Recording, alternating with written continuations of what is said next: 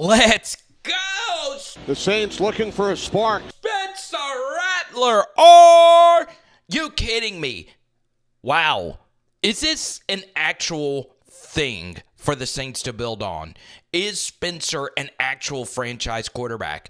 Well, the QB play has been so tough that someone completing under 50% of his passes excites us. But Rattler, man, he came in for Jake Haener, who was atrocious, and hit this really nice shot to Pettis, who's had a really good couple of games, right? That 2-point conversion catch versus the Rams was insane. Here we go. Second and Ponchatoula here.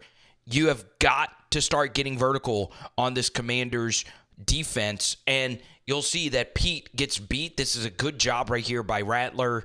I mean, that's a pretty wide rush lane for the end to take, so he didn't really get beat. He steps up, and obviously I would prefer him just hit this, but he decides to get vertical. Why not, Spencer? What makes this somewhat impressive is there is a guy right in his face, right? Rattler is not the tallest, but he's got enough arm velocity to get this through, and you're really lucky that this was not picked off, but that is just a ridiculous catch right there by Valdes-Scantling. And if he's able to keep his feet, he's actually scoring. So really, really, really good stuff. And then we get a little dipsy doodle.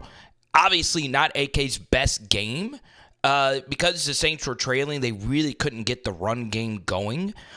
Give the Commanders defense a lot of credit as well. But AK just adds to his legacy here. 40-ish yards rushing, 40-ish yards receiving. And this catch is so difficult. I mean, this ball was a wobbler, one-hander, 1 foot down, another foot down. And the fact that he's able to score this is ridiculous. We get a really bad rookie move right here by Spencer Rattler, not setting the protection correct. This could be on Eric McCoy. It just depends on whoever's calling the protection. Could be the OC. But you can't leave in the NFL defensive end unblocked to the blind side unless that is, where you're trying to throw the football. Obviously, if you're throwing a swing or if you're screening or whatever, you do not want this hardly ever. Okay? So Rattler does a good job. You can see he has a little peek here to the backside, and he probably feels this guy coming. Murder throw him off with a pause moment. Pause. That's a hardcore pause right there. But he likes this matchup here, Foster Moreau versus Hall of Fame linebacker over the middle. Look at that little swim move right there.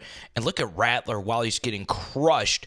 Look at where he places that ball on the upfield shoulder, and Foster is able to run after the catch. That's really, really, really good stuff. All right, this is a mistake that all defensive coordinators make.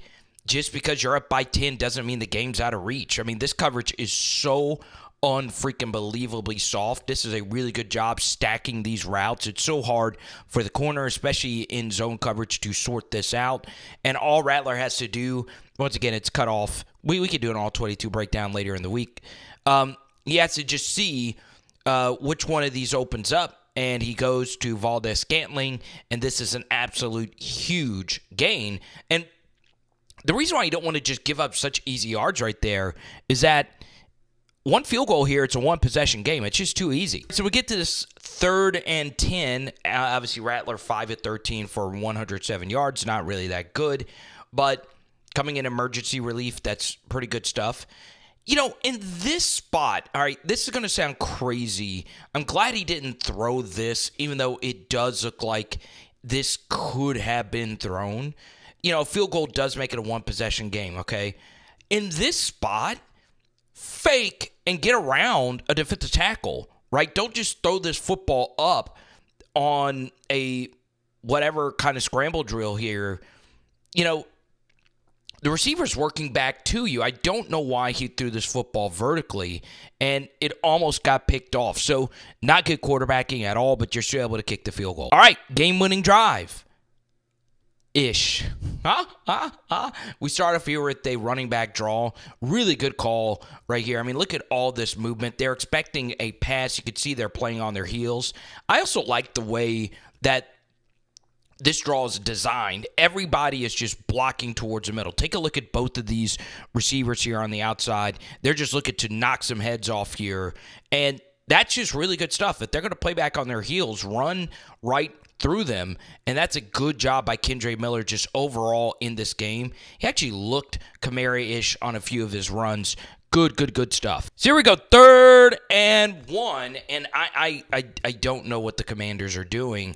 I understand Mike Sainristil is here, but this is your big-time corner that you went out and traded for. Why are you playing this soft cover 3 right here on 3rd and 1? I don't quite get it. The Saints don't have a timeout left.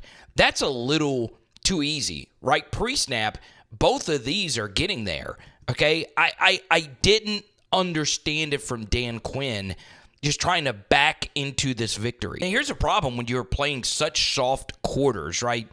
Basically, what Quinn is saying is, look, we're going to force Spencer Rattler to beat us. We're not just going to get beat over the top. I mean, it's not like Chris Olave or Rashid Shaheed are out there, right? So if I see quarters, I'm just going to run underneath it or just play pitch and catch. It's really good football right here from the Saints. Ugh. All right, 3rd and 3. Ridiculously good football IQ right here from Spencer Rattler. There are so many quarterbacks here that are tucking and running, which is stupid, okay? If he would have tried to tuck and run for this, you're scrambling to get a 4th down play for the win. But the fact that he decided to throw it gives yourself another down, and who knows? You might get the PI flag here, or you might actually complete it for the game winner. So the incompletion stops the clock, and it gives the Saints another shot. So you see, that decision allowed the Saints to just pick up the yards here. And once again, I actually agree with the soft coverage on this side right here on 4th and 3, and they're just running a little tight end leak. Okay, once again, this play just never gets stopped. You're blocking, and, you know, if you want to show, we did this video. It's one of the first videos we ever did on the channel. And now you could just hit Foster Moreau right here, okay? Kendre would have been there for a 1st down. There's a corner right there, though. This was the right decision, though. Just get the yards, knowing that you can go up there and spike the football. And Moreau almost scored that, which is ridiculous. So after the spike, we get to here. Ridiculously good quarterbacking again, and even better play calling from the Saints. Moreau's been the hot hand. Stack your receivers right here, and it's just a little rub right here. There's no way that this corner can get over the top of this unless they are palming this and the corner picks up the out from Moreau. It's an easy read from Rattler. It's a good, quick throw, and it is a touchdown. All right, now we get into the decision to go for 2 and the win, and this was the easiest go for the 2 and the win pick ever. Like, there is no debate. All right, let's get to the 2-point conversion play. The first thing I didn't like about it was the personnel grouping, okay? You bring Jamal Williams into the game, that automatically excludes that this is going to be a run, right? I would not have been shocked as a Commanders defense if they would have run the football here with Kendre Miller, okay? But taking him out of the game and putting Jamal Williams in, I, as a defender, know that there's no shot that they're actually going to hand this football off at all to Jamal Dusty Williams, okay? Now, you notice right at the beginning of this play, the Commanders are already expecting this to be a rollout. Now, why is that the case? Well, this is a very popular 2-point play. You roll out to the right side, you get a little bit of traffic here, and you're just trying to run a quick out to the tight end right here, okay? This was not the best route from Juwan Johnson. And another thing I don't like about this play, if you're going up against man coverage and there's not like a rub or any type of piece of traffic to allow this 2-point conversion to get open, refs are never going to call holding or pass interference. So as a defender, you know you can get away with more, and you could see that they are really mauling Juwan Johnson here, okay? They're just not going to call it, right? If you're going to call that, take a look at what happens right here.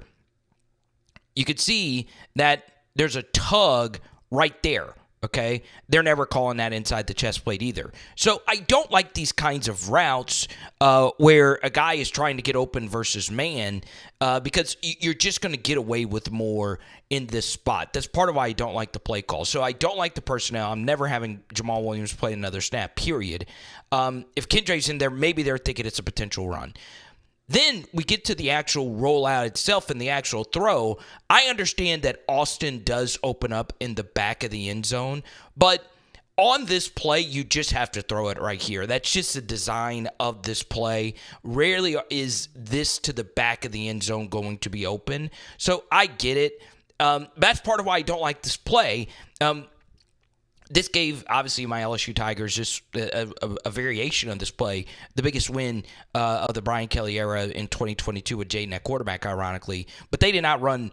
It was a rollout, but they had traffic for Mason Taylor. So the ball just needs to be thrown, and Rattler throws it. And honestly, the ball location isn't bad, okay? It's really not. But this corner also knew that this ball more than likely was going to be thrown to Juwan Johnson regardless. That's why he actually gambled and allowed Austin to run back through here, okay?